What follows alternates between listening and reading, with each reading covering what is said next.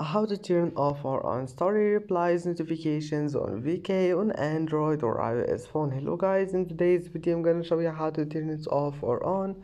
First open VK and then click on your profile. Click this hub here and bottom, and then click the storylines and then click settings and click notifications, and now scroll down until you find here story replies, and that's it.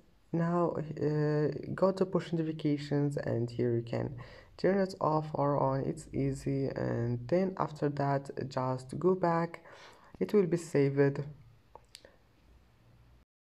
And that's it for today's video. If you like this video, please don't forget to like and don't forget to subscribe, and thank you for watching this video until the end, and see you in the next video.